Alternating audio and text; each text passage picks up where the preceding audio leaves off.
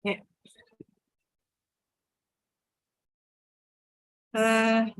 Assalamualaikum warahmatullahi wabarakatuh. Good morning to all participants. In this session, we have 5 already participants. To shorten this time, we ask a committee to present first video.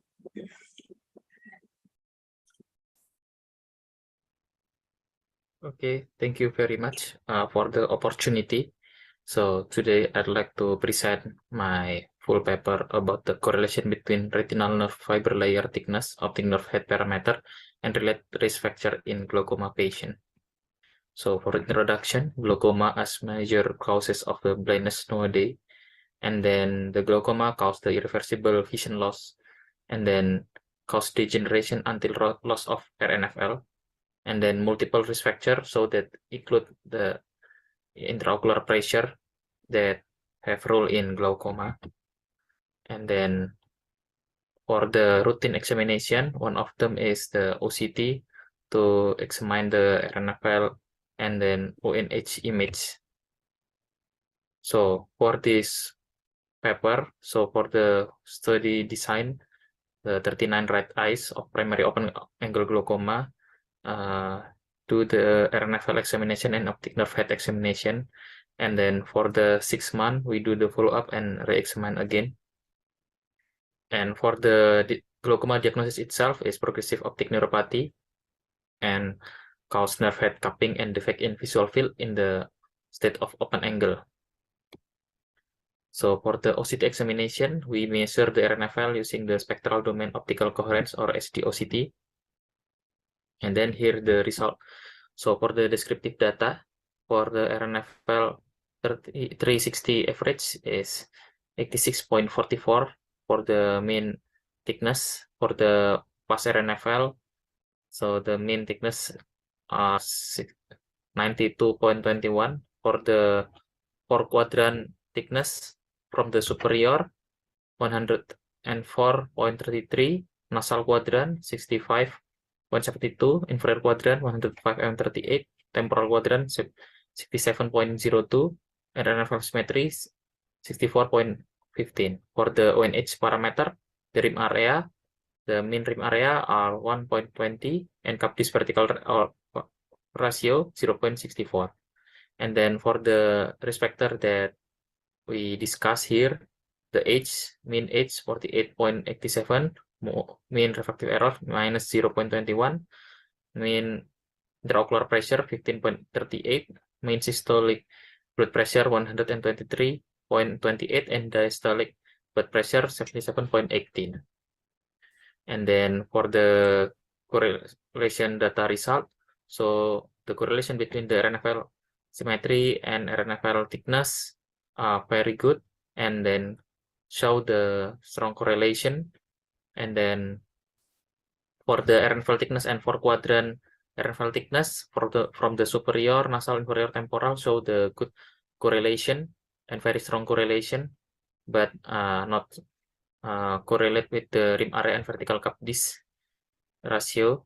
And for the risk factor that highly correlate were the gender, age, and for the past RNFL thickness and base spheres, intraocular pressure, and diastolic blood pressure still not clear that correlate with the RNFL thickness. So for the discussion, the reduced RNFL thickness itself correlate with the presence of disease, and age were related with the higher intraocular pressure, and also relate with the thinner central corneal thickness. And for the high myopia itself, because the increasing axial length, and then so the RNFL thickness were thinner than normal, so we cannot differentiate between the due to high myop or from the glaucomatous defect. And then for the blood pressure that relate with the glaucoma were the high systolic blood pressure, because it leads to the initial optic nerve vascular compromise. So for the conclusion, the RNFL thickness measurement show the significant correlation with the RNFL parameter, but it's not clear and need further examination if we correlate with the past RNFL thickness and we correlate with refractive error and intraocular pressure with the glaucoma progression. So further examination and study were needed. So thank you very much. Thank you, Dr. Arif, for your presentation. For the first opportunity, I will ask Dr. Herwindo. Maybe you want to ask Dr. Arif for comment. Okay, thank you, Dr. Mayang, for the opportunity. Maybe I would like to ask to Dr. Arif, sorry, for your study, which it mentioned that the right eye is chosen for the sample. Is there any consideration maybe why you choose the right eye? Is there any special anatomical structure? And maybe the second question, is there any study that compare between the right eye and the left eye? Thank you. Thank you very much, Doctor, for the question. So I'd like to answer the first question, why we choose the right eye for my study. So we choose the right eye for the study because to decreasing the bias. So we take the same criteria for the samples itself. So I don't want to take a lot of bias if we take between the right and the left eye. So for the consideration, we only choose the one of the eye. And then for the second, is there any study for the comparing between the right and the left? As long as we search during the study, there is no study comparing between the both eye, but there is a study that use the two eye, right and the left eye, and then comparing the parameter itself, like the RNFL and then the optic nerve head, also with the FA itself. So for only right and the left eye at the same person, we still not find it out. But if they use the both eye, we already find it. Thank you, Doctor. Thank you, Dr. Arif. Thank you, Dr. Mayang. Okay, Dr. Herwindo. Maybe I want to ask about what was exactly of the purpose of your study?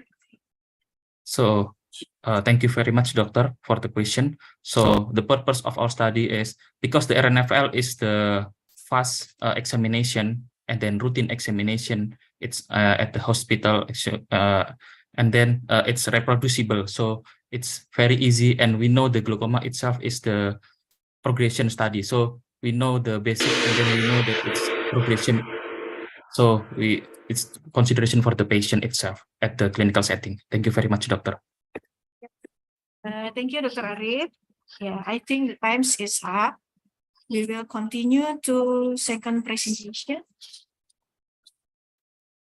Second presentation from Dr. Niputu Ayu with code IGS FPGR 37. Yes, Doctor. Good morning, all the judges. I'm Pandi Aristan. I would like to present my paper with the title of the outcomes of trabeculectomy following anti-VEGF treatments in neovascular glaucoma. This is a systematic review and meta-analysis. So neovascular glaucoma is a secondary glaucoma that causes blindness due to proliferation of neovascular areas, either the corner angle or trabecular measure. Why this happened? Because there is ischemia state could be trigger the angiogenesis cascade, which release VEGF, interleukin-6, and then result in neovascularization. Nowadays, there is a anti-VEGF that this anti-VEGF given before trabeculectomy could increase the success rate because it decreased the intraoperative bleeding or postoperative bleeding like hyphema. So the outcome of this study is to summarize the outcome of anti-VEGF with trabeculectomy and apply it in clinical practice. The method of this study first is journal searching using Prisma guideline, and then looking for the risk of bias using funnel plot, and then heterogeneity of the data using R-squared test, and then comparison analysis using Review Manager 5.4. So this is the Prisma flow chart, which is including 6 studies that discuss about anti-VEGF treatment before trabeculectomy in neovascular glaucoma. So we're looking for the primary outcome and secondary outcome. The primary outcome for we're looking for the IOP result, BCVA, which converted into logMAR, and NVI using random technique as long as it could prove the occurrence of the NVI. And this is the result of the funnel plot. IOP and BCVA showed there is a symmetrical result, and NVA showed there is asymmetrical result. So this is the forest plot of IOP, including 199 eyes, and showed significant difference of IOP result pre and post intervention.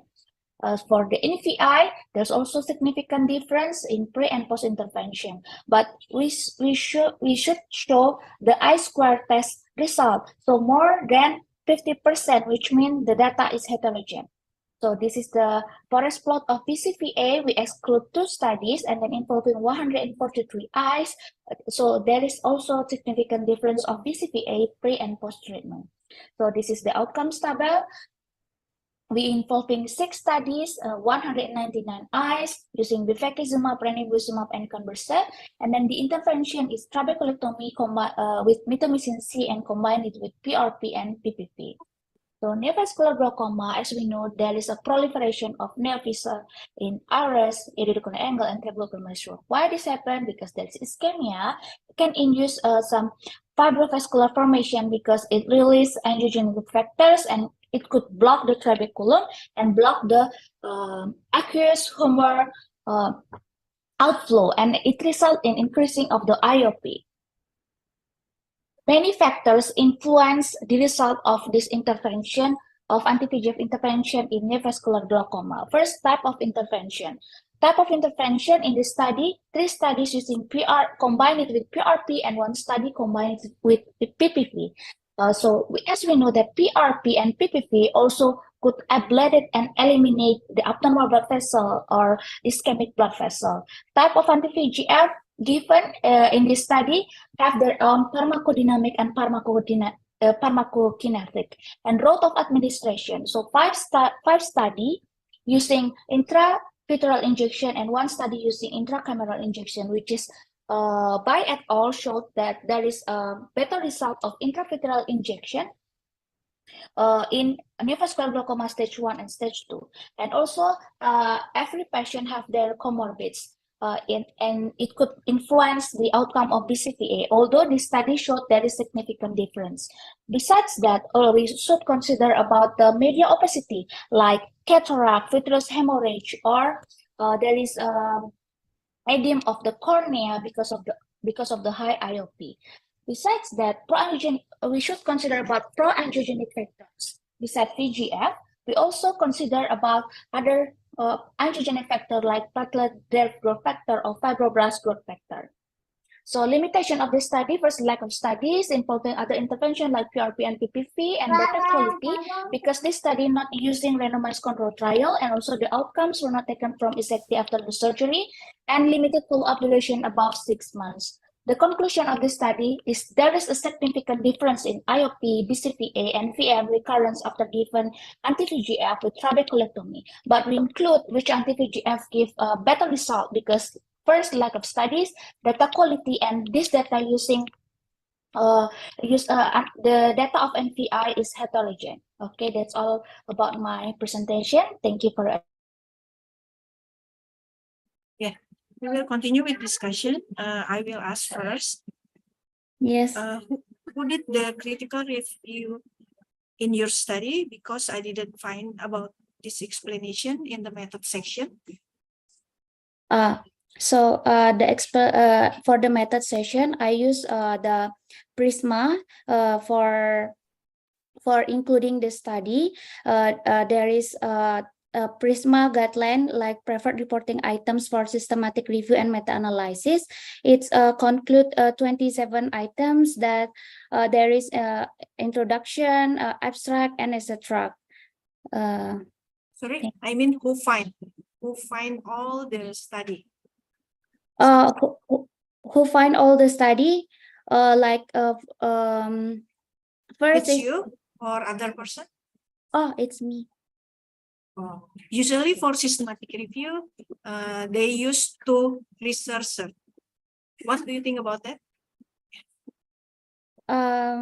Sorry for this session. I only know that I make it for myself. I don't know that it should be made from 2%, more than 1%.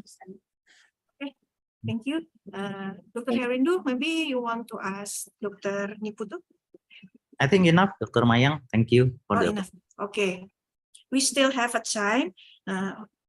Do the previous study mention about baseline severity of NVI?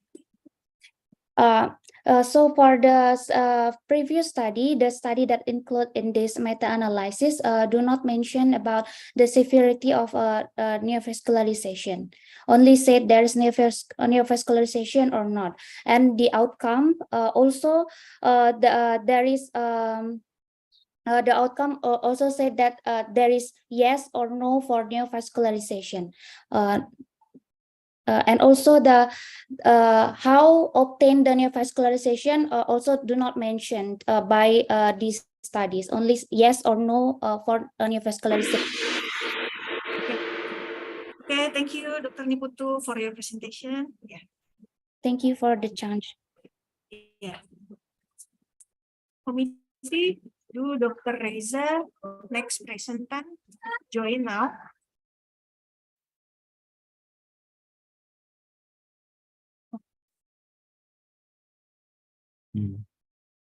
Now. Thank you for the opportunity given.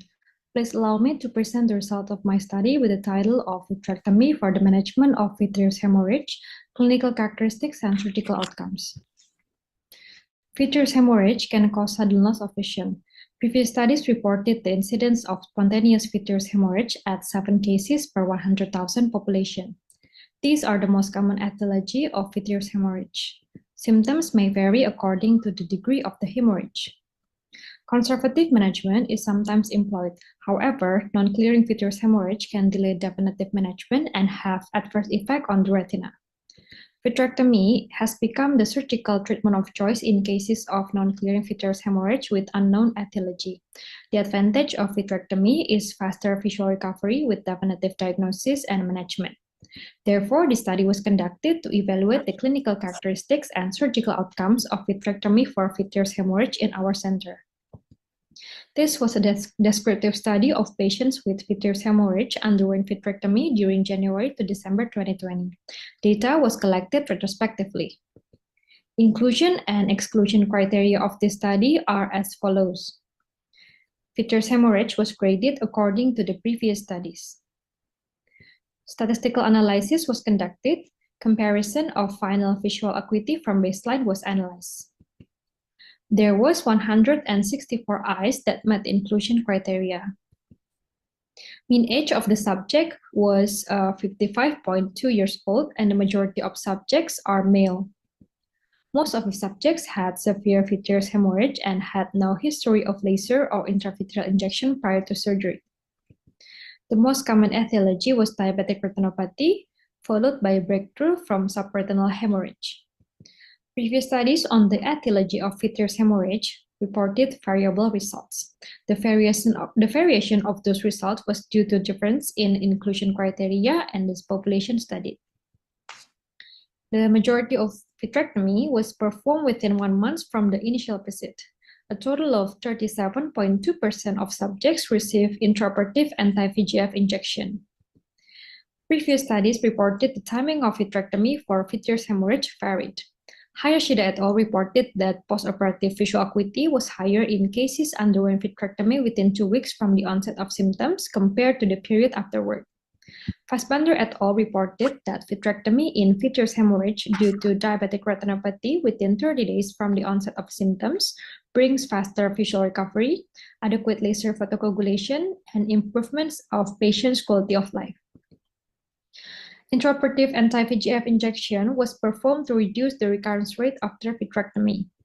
Nabgal et al. Reported that intraoperative anti-VEGF in vitreous hemorrhage due to various vascular diseases can reduce the recurrence rate and macular thickness after vitrectomy. Liang et al. Reported that recurrences after vitrectomy in cases of diabetic retinopathy was lower and postoperative visual acuity was higher in subjects received intraoperative ranibizumab injection. There was a significant improvement of BCVA at 1 month postoperative and final visit compared to baseline in all subjects. Subjects with breakthrough hemorrhage had lower baseline BCVA. Final BCVA of all subjects was significantly higher than baseline, with the lowest final BCVA found in subjects with breakthrough from subretinal hemorrhage. Visual prognosis after vitrectomy is influenced by retinal and macular function. Kim et al. Reported that visual acuity after vitrectomy for vitreous hemorrhage due to several retinal diseases was increased compared to baseline. However, the improvement in subjects with neovascular EMD was not significant. Several factors influencing the prognosis were poorer baseline visual acuity, older age, and poor macular function. Recurrences after vitrectomy occurred in 10.3% of the subjects. Fluid gas exchange was performed in 29.4% of the subjects who had no spontaneous resolution. Xian Huang reported that the recurrence rate after vitrectomy in cases of PDR most often occurred within 2 months after surgery. Kim et al. Reported that the recurrence rate after vitrectomy in breakthrough hemorrhage due to neovascular EMD and PCV most common occurred within 6 months after surgery. This study had some limitation. The outcomes of vitrectomy evaluated on several etiologies with different indicators in anatomical outcomes. Therefore, the author only assessed the functional outcomes. In addition, there were incomplete data due to the retrospective nature of the study. In conclusion, early vitrectomy may be beneficial as a surgical management for vitreous hemorrhage by defining the etiology and providing definitive treatment.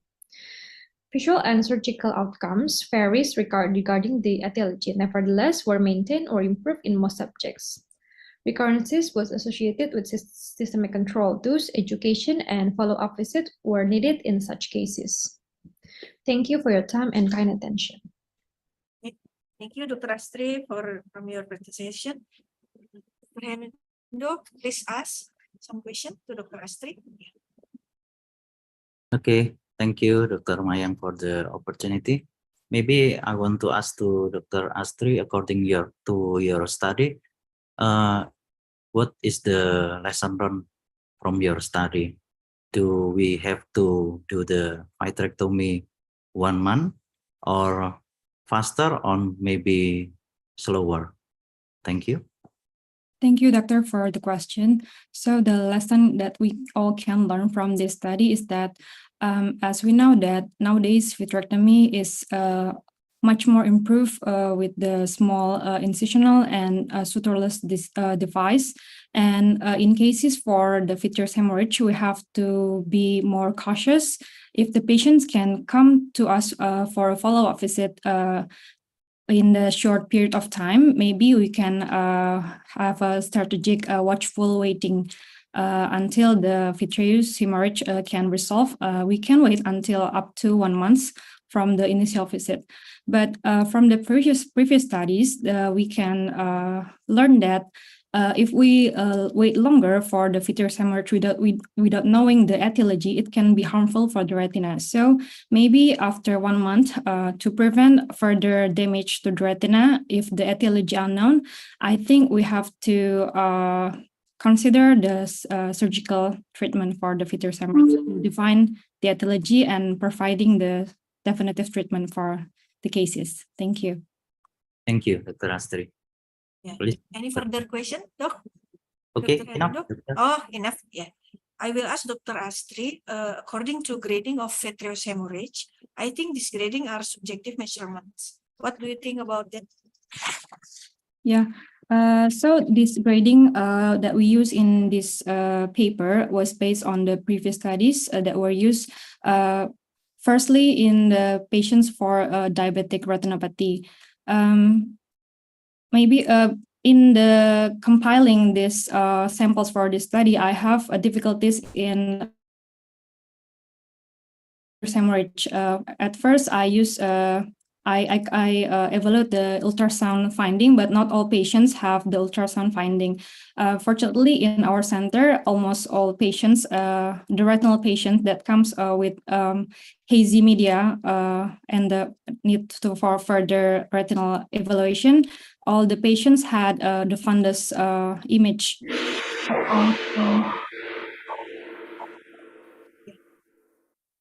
Thank you, Dr. Astrid. Doctor. Continue with next presentation from Dr. Inyuman.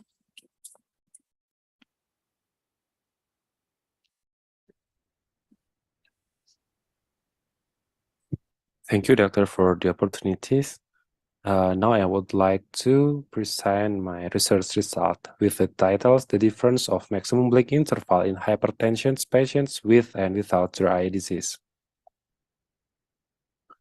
Dry eye disease, or DED, is one of the most common reasons for patients to see ophthalmologists. DED also can cause uncomfortable sensations and visual disturbance due to the tear film instability.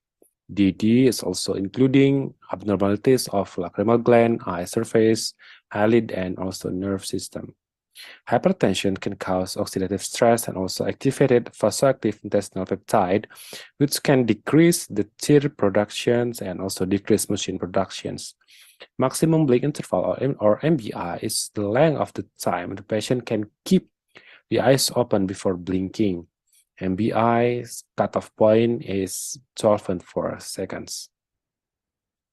Blink reflex is the essential protective function of the eyelids, and MBI can distinguish patients with and without DED because local conditions can affect the blinking pattern of the patients. Inomata and Hirosawa et al. Found a significant relationship between the MBI and TBUT, and that's why it can be used as a new and easy screening method based on their study. But there have been no studies regarding the difference of MBI in hypertensive patients with and without dry eye disease. This is for research method. This is for inclusion and exclusion criteria. This is for the statistical analysis. And for the results, we can see here that totally 81 samples, 41 with dry eye disease and 40 without dry eye disease. In both groups, we can see the mostly male and with screen time less than 4 hours. From the independent test table, as we see here, we can find that there is a difference, significant difference in the average of MBI in hypertensive patients with and without dry eye disease, with a p-value less than 0.001. And from this box plot, we can see that the mean MBI in the group of hypertensive patients without dry eye was higher and wider range than the group of patients with dry eye disease. This is the analysis of covariates or ANCOVA. We can see that the dry eye disease has significant relationship between with the MBI after other covariates were controlled. For discussions, in this study, we can see, as before in the table, that patients with DED is around 50 years and without DED around 50.5 years. This is similar with other studies by Akcha et al. And this study also found that hypertension in both groups are mostly male. This is also similar with Akcha et al. And G et al. Studies. This study found that there is a difference in maximum blink interval in hypertensive patients with and without dry eye disease, which in group with dry eye disease, we can found that the average MBI was 12.25 plus minus 6.60 seconds, which in group without dry eye disease, the MBI was 25.66 plus minus 12.77 seconds. This is similar with studies by Inomata et al. He found that MBI is shorter in DED patients than without DED, because breaking tears can make pressure on the surface of the cornea and stimulate nociceptor nerves, which induce blinking, and MBI has a sensitivity of 82.5% and specificity 51% to suspect DED. From the UNCOVA, we can see that there is still the difference in the mean of MBI with dry eye disease as the main factor after controlling for the covariates. And that's why MBI can be used to differentiate patients with and without dry eye disease. As the conclusions, we can see that there is a difference in average MBI in hypertensive patients with dry eye disease and without dry eye disease. Thank you. Yeah, thank you for Dr. Inyoman for your presentation. I will ask first, are there any potential confounders that can affect the result of your study? Okay, thank you, Doctor, for the questions. Any other confounder that that may affect the results, other than what I already mentioned? It could be other than the previous history that we that were not recorded in the medical record, or even the patient is not mentioned to me or to me about their history before, like systemic disease or neurological disease, like that. So it can affect our result in this study, Doctor. Another than the incomplete data that we have here. So DM your covariate analysis to identify how to analyze that confounders, or what is that purpose of covariate analysis? Yeah, the purpose of this covariate analysis is to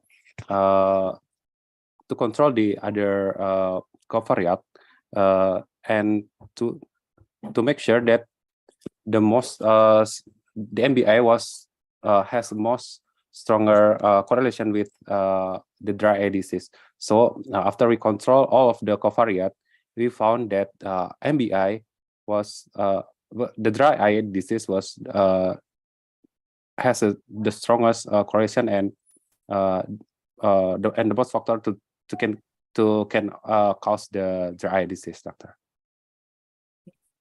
Okay, thank you. Testing time system.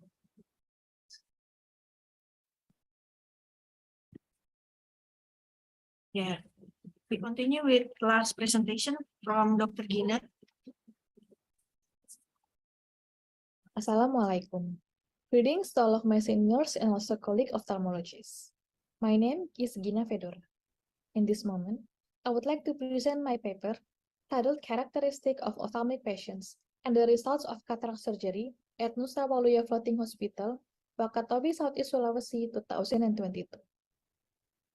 Cataract is a salvageable condition, yet remains the leading cause of blindness in the world.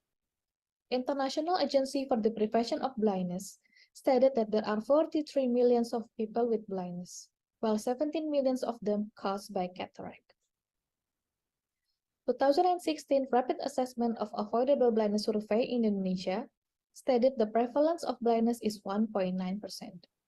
Meanwhile, in Southeast Sulawesi, the prevalence of cataract blindness is 1.8% of total population, according to Indonesian Health Survey by Ministry of Health.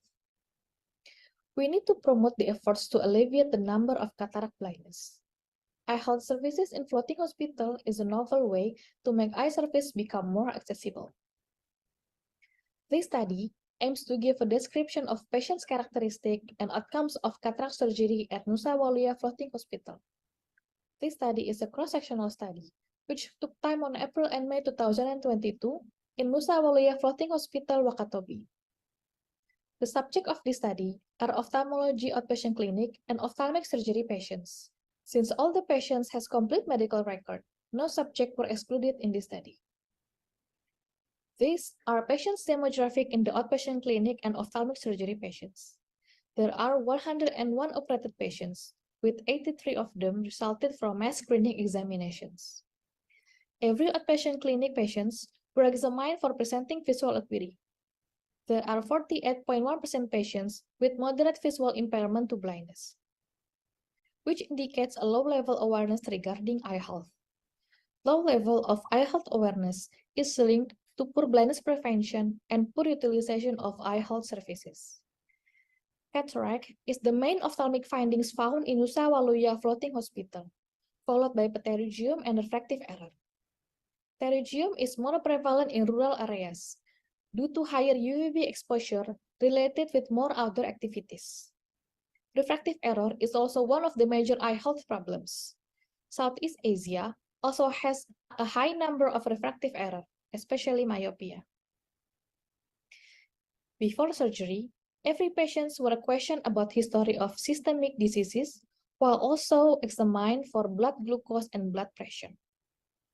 There are several patients with hypertension and diabetes, as we all know that those two comorbidities were highly associated with cataract formation and also linked with postoperative complications. In Nusa Waluya Floating Hospital, phacoemulsification with IOL insertion were the most performed procedures. Meanwhile, 2 patients had posterior capsular rupture with vitreous loss, so they converted into SICS and ECCE. 1 patient was identified with zonular dialysis intraoperatively. Hence, no IOL implantation was done in this patient. WHO issued the Monitoring Cataract Surgery Outcomes, or MCSO, in order to ensure the quality of cataract surgery. The total complications should not exceed 10%, which this study cannot fulfill. In breakdown, MCSO also stated the capsular rupture complication with or without vitreous loss, each should not exceed 5%. Unfortunately, this study can fulfill the requirements. Postoperatively, visual acuity of the patients were improved in day 1 and also day 7. MCSO also gave requirements that at least on discharge, 50% of the patients should have visual acuity above 6/60, which still cannot be fulfilled by this study. As for conclusions, cataract, pterygium, and refractive error are 3 main eye health problems in Wakatobi, which could be handled in floating hospital. Nearly quarter of the patients came with severe visual impairment or blindness. And lastly, the postoperative visual acuity are improved, but have yet to fulfill the WHO standard. This is the end of my presentation. Thank you for your kind attention. Thank you, Dr. Gina. Please, Dr. Hermindo, ask Dr. Gina a question. Thank you, Dr. Mayang, for the opportunity. Maybe one question for me. Is there any consideration why you do the follow-up for 7 days after the operation? Because the time of your study, May until April. Thank you. Thank you, Dr. Vicky, for the question. Let me explain first. The time of my study is on April and May, but it is consisted for the outpatient clinic and also the surgical patients. As for the surgery itself, we only do surgery in 4 days. So we have 2 days before surgery, and then 3 days for surgery, and then a day yeah, for 1 day postoperatively. So the postoperative day 7 was examined by our chief resident, but all the operators were all have gone back to Jakarta. As for the April, it is for the examination for the outpatient clinic, not for the surgery, doctor. Okay, thank you, Dr. Gina. Enough for me, Dr. Mayan. Okay, thank you, Dr. Herwindo. Maybe I have a question. So according to your study, why the result of cataract surgery have not yet achieved WHO standard? Thank you, Dr. Mayang, for the question. Because the WHO has issued the monitoring cataract surgical outcomes, which has 5 points for cataract surgical outcomes for good quality. The first is the patients, all the patients should wear IOL, and fortunately, these patients, 80% of them wear IOLs. And the second is the postoperative visual acuity on day 1. Should improve at least on 50% of the patients, but unfortunately, in these patients, only 48%, near 50, but still cannot fulfill the requirements. And the MCS also stated that we have to do follow up on week 4 after postoperatively, but the study didn't do it. Yeah. Thank you. Thank you to all participants today. So because the time is up, I think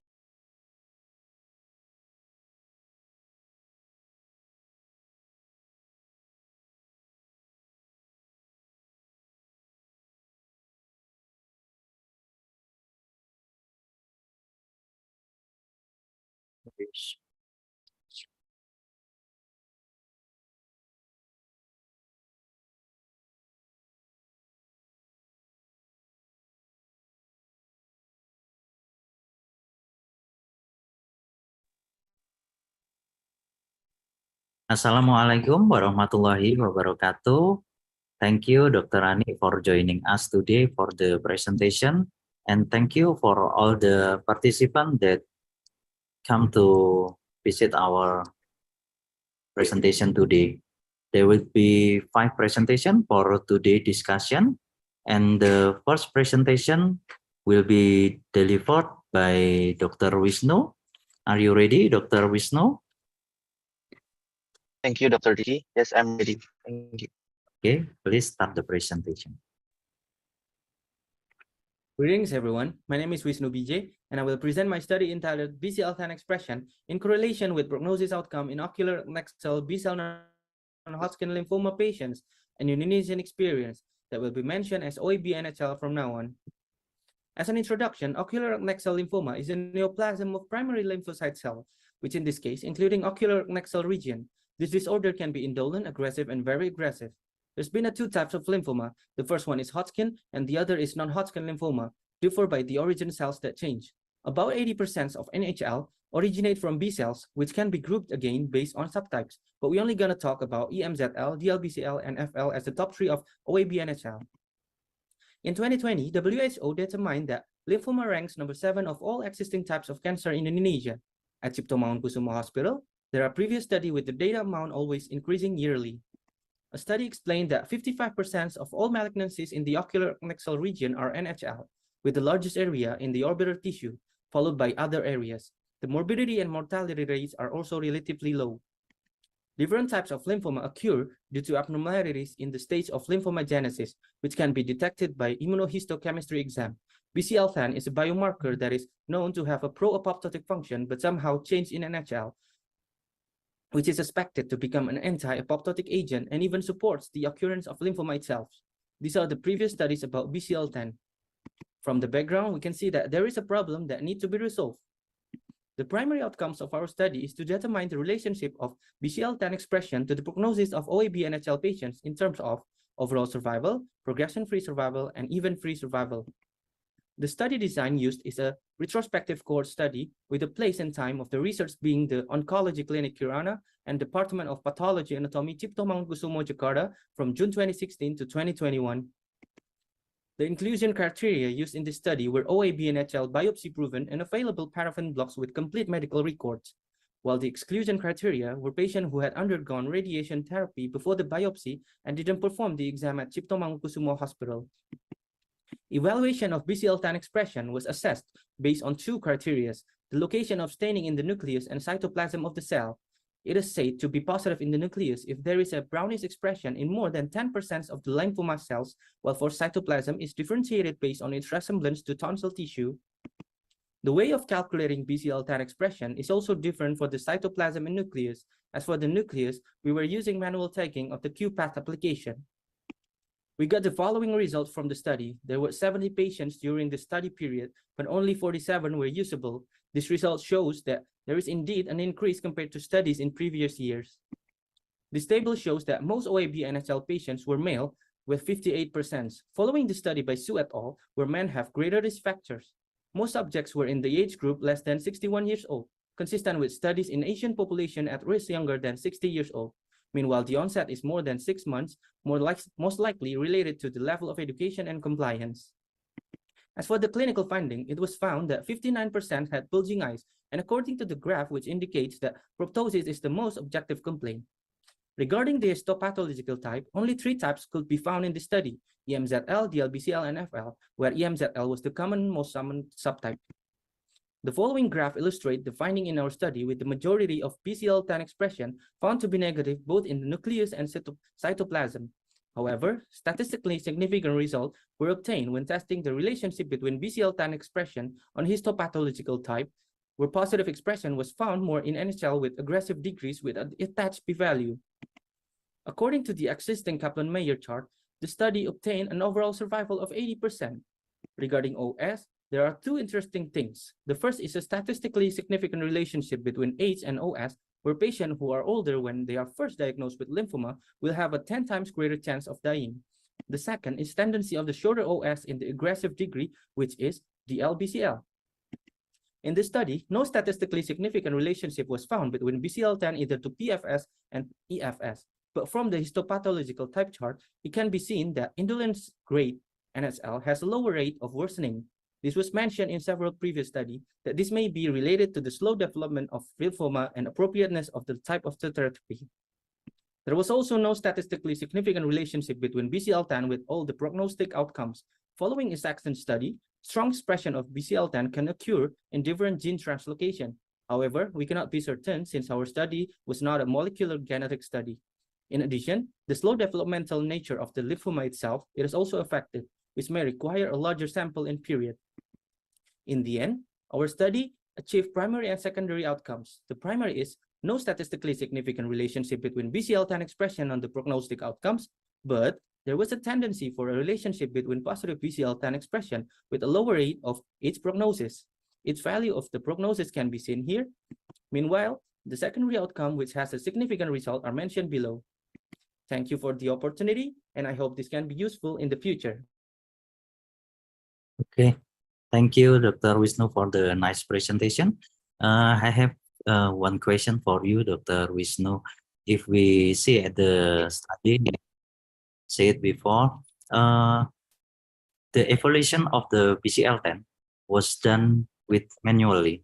Maybe can you explain how to reduce the risk of bias and the subjectivity of the observer? Dr. Wisnu, please. Thank you, Dr. Dicky.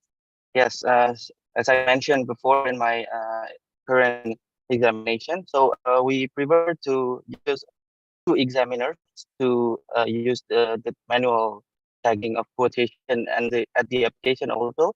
And if we had any differentiation, we concluded with a discussion between us and my supervisor and also me as the examiner. And then we also conclude the result at the Excel table. So, and we also cross-check between us. So before the examination, is there any briefing or something that the examiner should be doing? For example, there is a 5 field there that they have to choose which one is the better. Is there any briefing or something? Yes, sir. We already conclude any and some kind of conclusion before. So we already agreed if the result met some kind of gray area, we have to setting some standard to resolve the problem, sir. And then we also discuss between us. Okay, thank you for the answer, Dr. Wisnu. Thank Thank you, you sir. for the presentation. Thank you, sir. Maybe we can continue to the next presentation, Dr. Anik, yeah? Please, Dr. Ayu. Is it right? Dr. Ayu Surya Nirmala Dewi? Yes, correct, doctor. Okay, correct. You can start the presentation. Good morning. I'll present my research correlation between change in intraocular pressure mean arterial pressure before and after dialysis and regular dialysis patient. Introduction: glaucoma is an eye disorder characterized by glaucomatous optic neuropathy with atypical visual field defect and increased IOP. Glaucoma prevalence in Indonesia is 0.46%. Hypertension is one factor affecting outflow of aqueous humor. Christina said hypertension patient for more than 5 years is 4 times higher to develop glaucoma. Cianci said that glaucoma incident in regular dialysis patient is 8.18 per 10,000 person, which is higher than non-dialysis patient. Dialysis is an effective therapy for end-stage renal disease, which is hypertension, and hypotension intradialysis is the most common side effect. Mean arterial pressure is the average arterial pressure throughout one cardiac cycle influenced by cardiac output and systemic vascular resistance. Decreased MLP means decreased cardiac preload, decreased cardiac output in endothelial plasma refill, decreased peripheral resistance. Hypovolemic due to ultrafiltration in dialysis will increase heart rate and total peripheral resistance to prevent imbalanced vascular capacity and plasma underfilling, so the blood pressure is maintained normal. Multiple report with conclusion varying in IOP during dialysis. Clavozoglu said that a rapid decrease IOP in serum osmolarity during dialysis result in an osmotic gradient and cause fluid shift from blood pressure to the eyes, causing an increased IOP. Savendra Fuentes said the IOP decrease is promoted by factor of larger intravascular filling due to ultrafiltration. Dosiro 2006 said a significant IOP decrease during dialysis in the general study group, but an IOP increase in patient with glaucoma. Who 2003 said that IOP increase in African American population that has higher prevalence of glaucoma. Aim of the study is to know change IOP before and after dialysis, change IOP before and after dialysis, to know correlation change of IOP and NMP before and after dialysis. Method: this is an observational analysis study with cross-sectional approach using stratified sampling method. Take place in dialysis unit at Sanglah General Hospital. The subject were all regular dialysis patients period April to May 2021 with total 63 patients. Inclusion criteria: patient with age 18 to 65 years old. Patient were on dialysis twice a week, duration 4 hours for more than 3 months on April to May 2021. Exclusion criteria: patient refused to participate, patient with eyelid, cornea, and sclera disorder, patient with glaucoma, history of intraocular surgery, history of trauma, patient with allergy, infection, inflammation, heart failure, dyspnea, sepsis at the time of examination. All the regular dialysis patient before and after dialysis got IOP measurement and MAP calculation. IOP measurement with tonometer eye care, blood measurement with Omron, data analysis normality test with Kolmogorov-Smirnov, delta IOP means IOP after minus IOP before, and delta MAP after minus MAP before. Correlation test with Pearson correlation, multiple regression with confidence interval 65%. Result: the all patient dominance with male and then pasar. Unsignificant increase IOP in both eyes, significant decrease systolic, diastolic, and MAP. There is no correlation between change in IOP both eye and MAP before and after dialysis. There's correlation between bone and change of IOP both eye and NMP before and after dialysis. Discussion: no significant increase IOP was found on both eyes. Who 2013 said a significant increase in IOP every hour during dialysis. Celal 2015 said significant decrease between IOP before and after dialysis. Stammer 2003 said there's an autoregulation process in orbital blood flow that only work on one critical interval. Cole said that 3-step aqueous humor production, diffusion, ultrafiltration, active secretion. Change of IOP may change endothelial channel scan.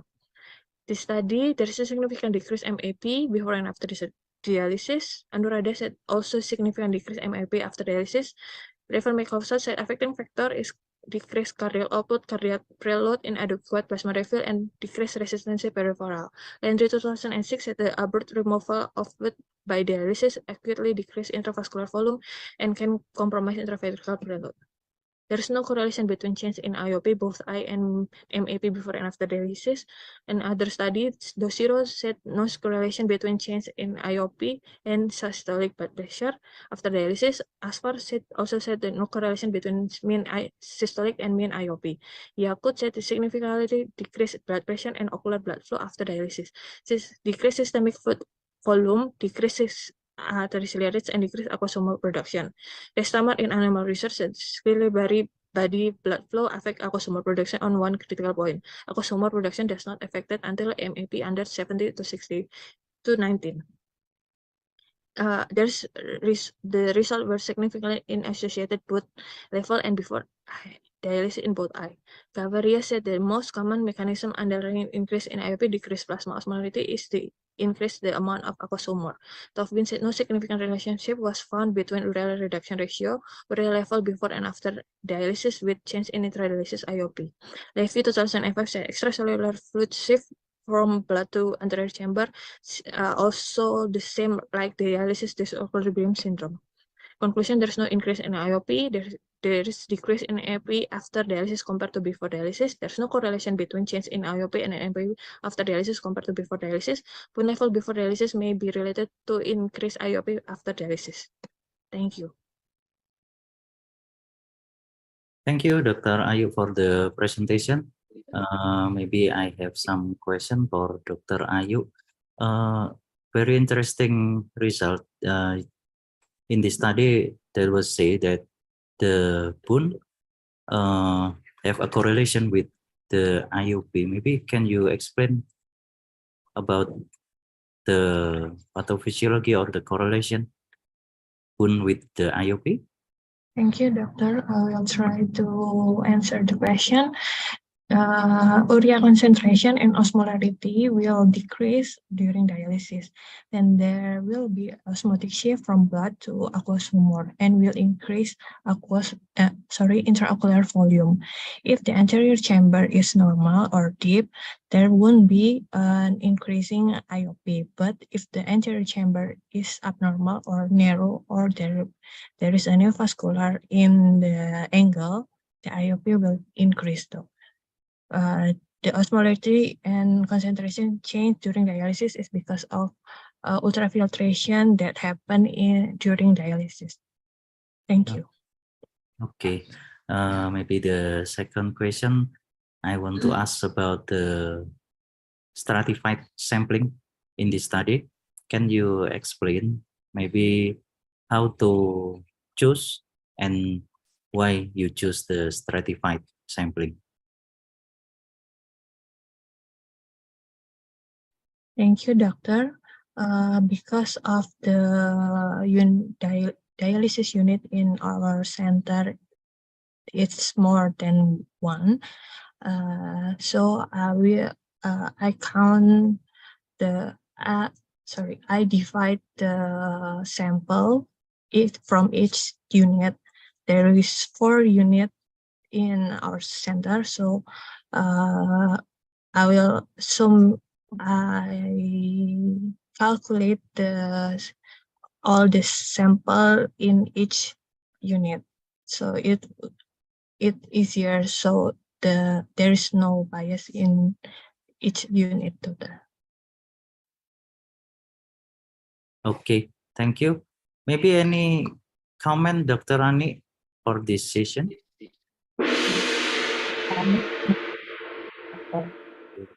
Thank you, Dr. Continue to the next presentation. Dr. Kalina, are you ready for the next presentation? Thank you. Your voice is not quiet enough to hear. Excuse me, Can I hear your voice?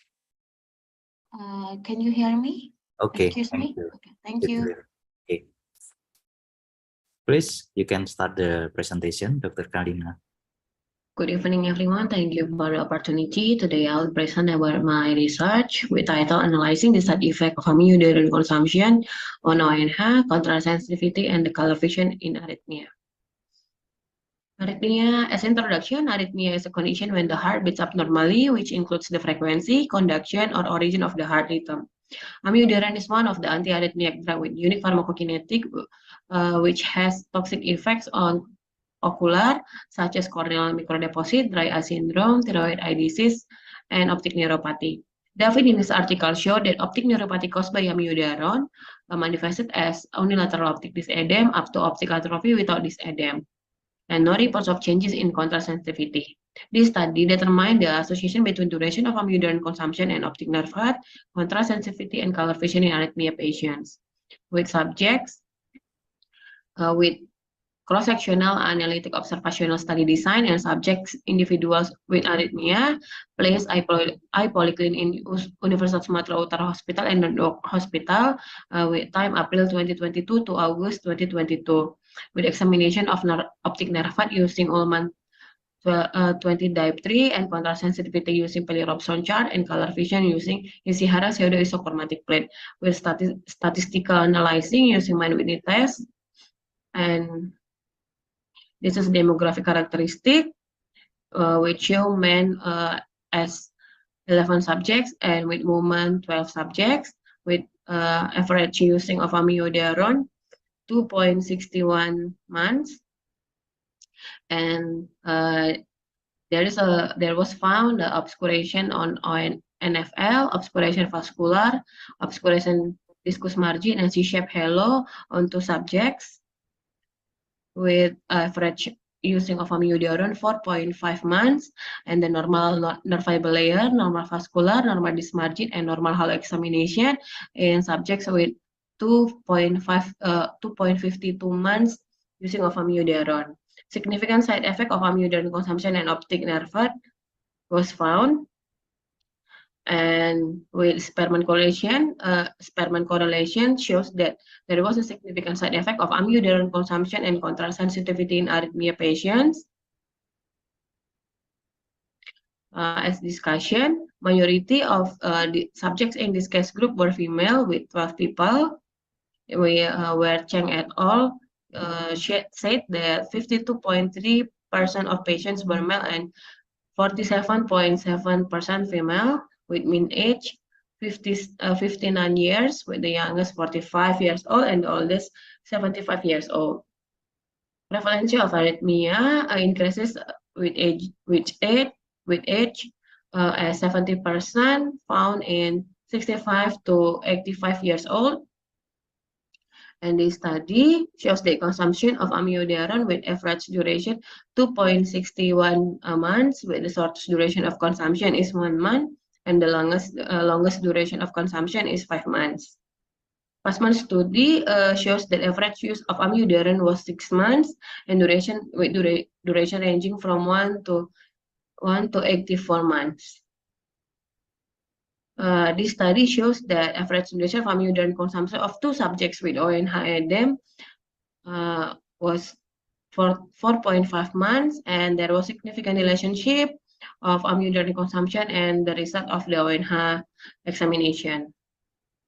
As the conclusion, there were significant side effects of amiodarone consumption and the ONH examination. There were significant side effect of amiodarone consumption and contrast sensitivity, and the color vision examination showed normal results among all subjects. That's all about my presentation. Thank you for your attention. Okay, thank you, Dr. Kalina, for the presentation. I have some question too for Dr. Kalina. Maybe the first question, what is the Ullmann 20 diopter? Is it a hardware or a software, Dr. Kalina? Thank you for the question, Doctor. I'm using the Ullmann with software Ullmann in my device, Doctor. Thank you. Oh, okay. So it's a software. The next question, how you manage or you minimize the observer's subjective for the examination? Pardon me, doctor.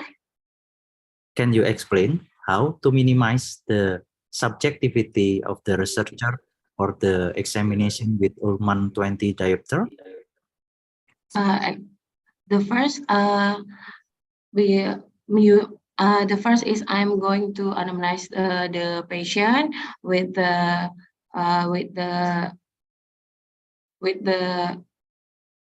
maybe with the ocular disease such as glaucoma, and with the systemic disease such as hypertension, and maybe tuberculosis to minimize the bias, doctor.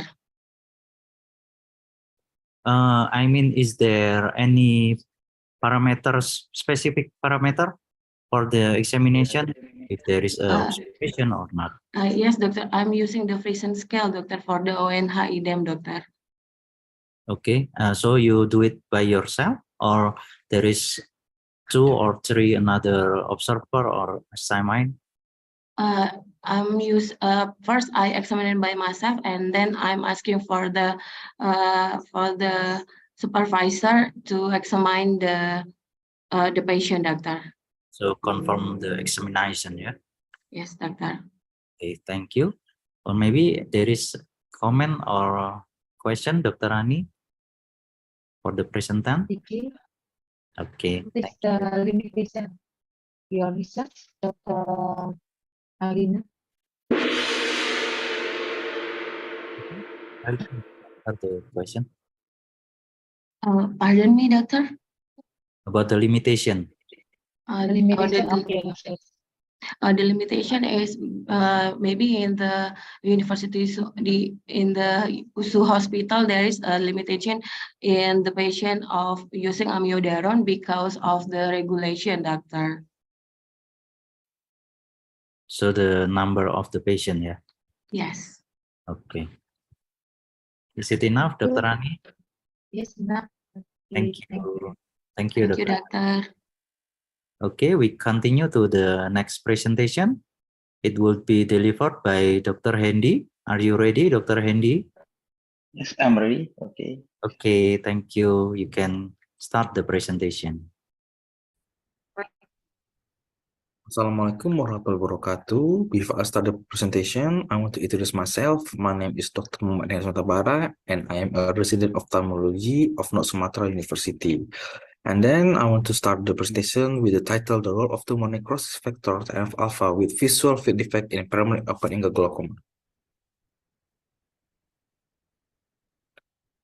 So, from the background, glaucoma is a progressive neuropathy optic disease, and then POG is the most common. This disease can be healed, but can be controlled, the disease.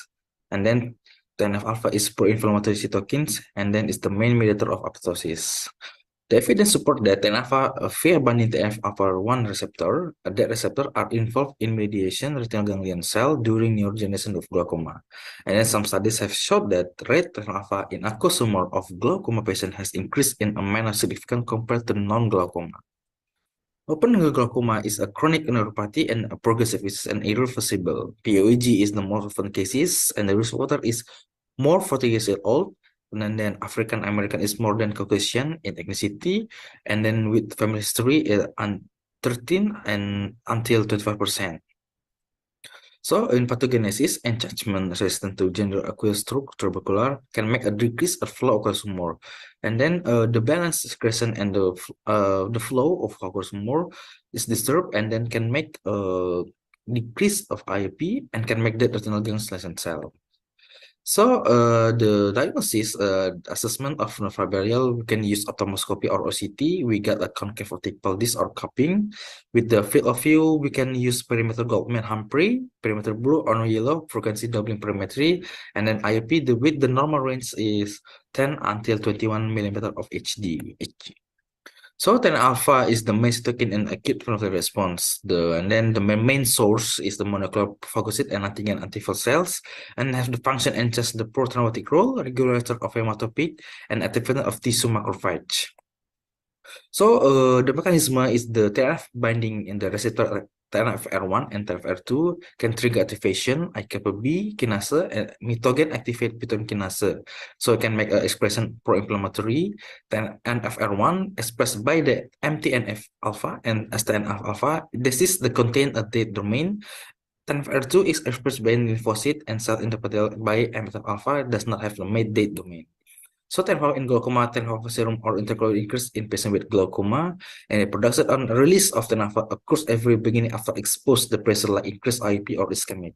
So material methods is the cross-sectional data design, and then all patient is POG in glaucoma division. The subject is over 50 years old, and then we want to study subject, and then there is no inflammation and there's no intermittent disease. The exclusion patient with the ocular disorder including corneal abnormalities, vitreous disease, and then secondary glaucoma or with clinical history of other optic neuropathy. The study begins with explanation the patient, and then we can perform the visual acuity exam with Michelin chart, and then perimetric examination with Humphrey injection. And then after that, the patient virus blood sample was taken, and then data obtained were processed and analyzed with using SPSS.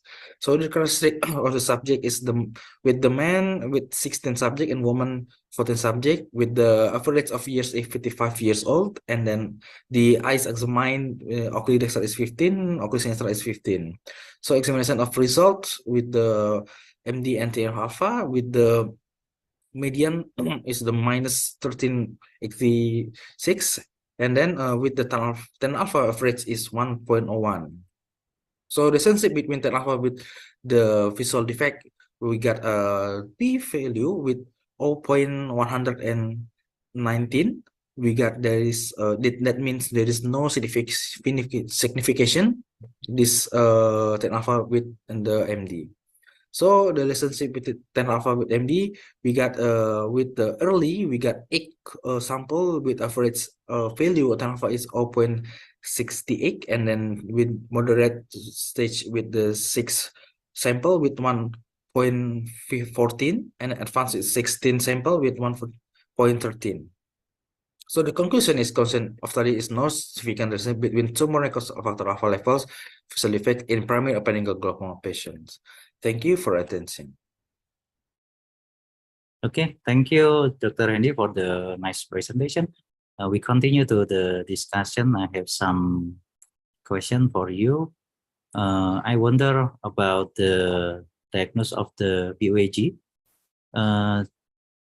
Is it correlate the duration of the diagnosis of POAG to this result? Yes, thank you for the question, doctor. So, this is the correlation between the long time patient got the POAG. So, from this study, so there is a correlation because there is no correlation because the patient in our study in our center there is a all patient with confirmed diagnosis with POAG, and then the patient is well maintained and well treated for a long time, so maybe got maybe like the answer, or maybe the like the significant from the study, so that got no significant because maybe the patient got a good maybe like good medication, and then for a long time ago, so maybe there is maybe the reason why this study got there is no signification. Okay, thank you for the answer. And the second question, is there any specific criteria for the perimetry for the study? For this study, there is we are using a perimetric Humphrey with 24. Sorry, I mean not the hardware, but the criteria for the perimetry research. Is there any false positive? How much false positive you will include the data for the research? Oh yes, from this the study, so we got the criteria is maybe as the false negative is below 20%. So Thank you, Dr. Hendy. Is there any comment, Dr. Rani, for this research? In the time. Well, Okay. thank you, Dr. T. Okay, we continue to the last presentation will be delivered by Dr. Antea. Do I correct Dr. Anti or Dr. Antea? What's your name? Dr. Anti or Dr. Antea? Dr. Antea, but you can call me Dr. Casey. Oh, Dr. Casey. Okay. Are you ready, Dr. Casey? Yeah. Okay, you can start the presentation. Good morning, doctors, professors, and fellow participants. My name is Antea Casey, and today I would like to present a systematic review about anatomic and functional outcomes following vitrectomy for advanced stages of retinopathy of prematurity. So advances in NICU have led to a significant increase in the life expectancy of premature babies. As life expectancy increases, so do complications and development disorders that may occur, including ROP. Once retinal detachment occurs, which were in stage 4 to 5, surgical treatment is needed. However, the problems are that there is the lack of awareness, lack of accessibility, and failure of screening chain and follow-up, which leads to increased babies with advanced ROP. The purposes of this study were to review the anatomic and functional outcomes following vitrectomy in advanced stage of ROP and the factors affecting the outcomes. These are the eligibility criteria. We searched 5 databases, including PubMed, ScienceDirect, Cochrane, Wiley, and WorldCat. Search filters included articles written in English and published in the last 10 years. These are the study selection process. A total of 101 studies were identified from 5 databases. After screening the titles and abstract, 10 studies, including 1 prospective and 9 retrospective with 1,179 eyes were considered eligible. Of 10 studies, only 5 studies presented both the anatomic and functional outcomes following vitrectomy. Risk of bias was assessed using the National Institute of Health or NIH quality assessment tool. The quality of all studies were good. And these are the characteristics of the studies. These studies were conducted in different parts of the world. 2 out of 10 were conducted in Western countries. And as you can see, in both of these studies, the mean gestational age was lower with both less than 28 weeks, and the mean birth weight was also smaller with less than 100 grams. These findings are consistent with previous reports that stated in Asia, ROP occurs in infants with higher gestational age and birth weight. All of the studies had a 6 months minimum mean duration of follow-up. There were 2 types of surgeries, which were lens-sparing vitrectomy, or LSV, and lensectomy and vitrectomy, or LV. LSV was more common in stage 4A, while LV was more common in stage 5. In our included studies, 1.7 to 23% needed additional surgeries, mostly due to post-operative vitreous hemorrhage. The mean interval between the first and second surgeries was 11.6 weeks in study by OSDEC and 9 weeks in study by Karakorlu. The most common preoperative treatments across all stages in most of the studies was a laser. However, in a study by Sen, a combination of anti-VEGF and laser was the most common preoperative treatments. These are the anatomic and functional success across all the studies. Anatomic and functional outcomes were better in an earlier stage, something that appears obvious, but was proven statistically. Despite the anatomical success, the lack of visual function could be attributed to non-ocular visual pathway damage related to complications associated with extreme prematurity. Additionally, the impact of retinal detachment and subsequent reattachment on the developing photoreceptor RPE complex may contribute to limited visual function. Several factors contributing to better prognosis, including earlier stage, preoperative treatments, LSV, and posterior hyaloid detachment. On the other hand, plus diseases, the close type retinal detachment configuration, the annular type of tractional retinal detachment, presence of retinal break, and post-operative vitreous hemorrhage contributed to poor prognosis.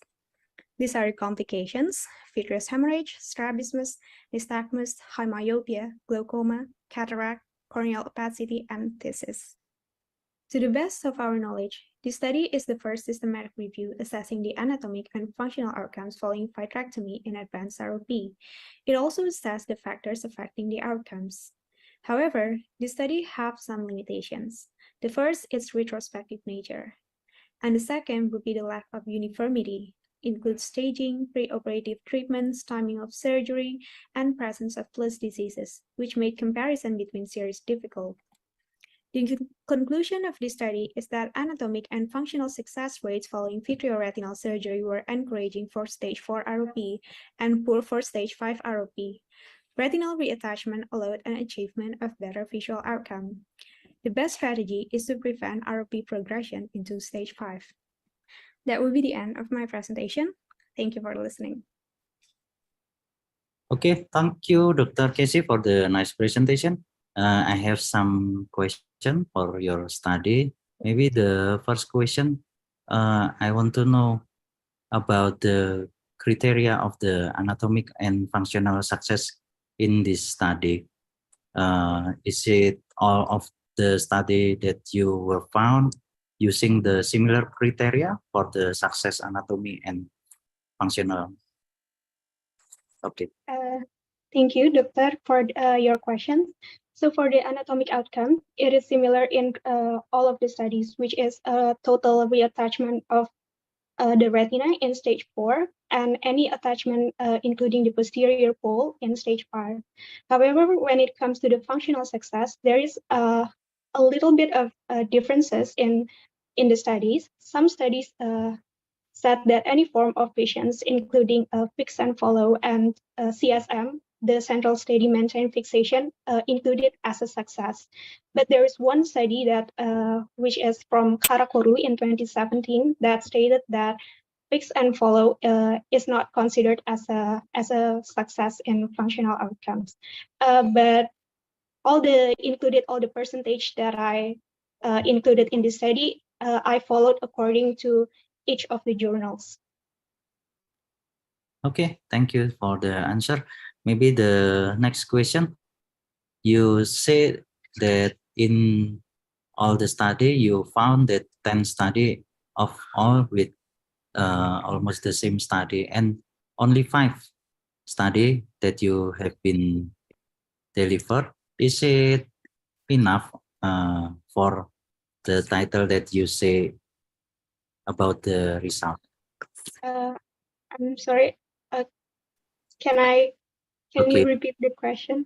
Okay, in this discussion, you said only 5 study for 10 study that assess the functional outcome. Yes. Is it enough to represent your title, Dr. Casey? Okay, I think because functional outcomes, as I mentioned earlier, there is still not a standardized measurements of what is considered a functional success. And I think there is one of the reasons that there is only a limited journals that report the functional success in ROP patients that following the vitrectomy. But I think in 10 years that 5 journals could represent the functional outcomes, and hopefully it could be a trigger for further studies to search for the functional outcomes in these ROP patients. Thank you. Okay, thank you, Dr. Casey, for the answer. Dr. Ani, maybe any comment or question for Dr. Casey? Thank you, Dr. Kiki. Okay, thank you. I think this is the last session of the discussion. Please, the committee, we can close the session. Thank you for all the participants.